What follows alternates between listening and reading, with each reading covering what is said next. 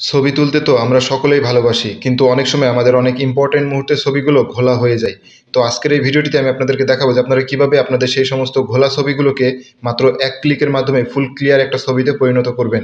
তো এরকম অনেক ইন্টারেস্টিং ভিডিও আসবে যেগুলো আপনাদের অনেক কাজে লাগবে। এজন্য অবশ্যই আমাদের পেজটিকে ফলো এবং চ্যানেলটিকে সাবস্ক্রাইব করে পাশেই থাকবেন।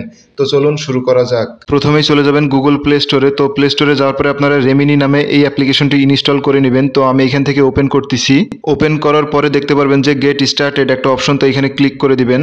ক্লিক করার পরে খেয়াল করলে দেখবেন যেটা আপনাদের কিভাবে কাজ করে, তো সেটা আপনাদেরকে দেখাচ্ছে। তো এটা নাড়ার পরে আপনারা ডান কর্নার একটা অ্যারো চিহ্ন নিচে, তো এটা ক্লিক করবেন। তো এইভাবে যেই কয়বার আসবে আপনারা ক্লিক করে দিবেন।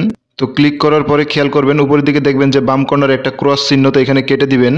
কেটে দেওয়ার পরে খেয়াল করবেন গিভ অ্যাক্সেস টু ফটোজ, তো এখানে ক্লিক করবেন। ক্লিক করার পরে এখান থেকে অ্যালাউ করে দিবেন।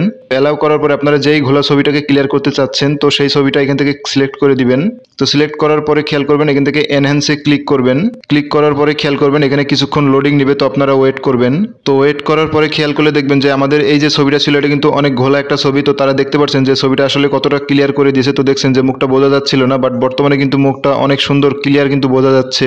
শুধু একজন না, আমাদের এখানে কিন্তু দুইজনেরই মুখ কিন্তু পুরো ক্লিয়ার করে দিয়েছে। তো এখন কথা হচ্ছে আপনারা এই ছবিটাকে কিভাবে আপনাদের গ্যালারিতে নেবেন। তো গ্যালারিতে নেওয়ার জন্য খেয়াল করবেন উপরের দিকে একটা ডাউনলোড বাটন, তো এখানে ক্লিক করবেন। ক্লিক করার পরে দেখতে পারবেন সেভ ওয়াচ অ্যান্ড অ্যাড, তো অবশ্যই এখানে ক্লিক করে দিবেন। তো একটা অ্যাড আসতে পারে, তো অবশ্যই অ্যাডটা দেখে নেবেন, দেখার পরে আপনারা কেটে দিবেন। তো অ্যাডটা দেখা শেষ হয়ে গেলে খেয়াল করবেন দেখতে পারবেন যে আমাদের ছবিটা কিন্তু আমাদের গ্যালারিতে সেভ হয়ে গেছে।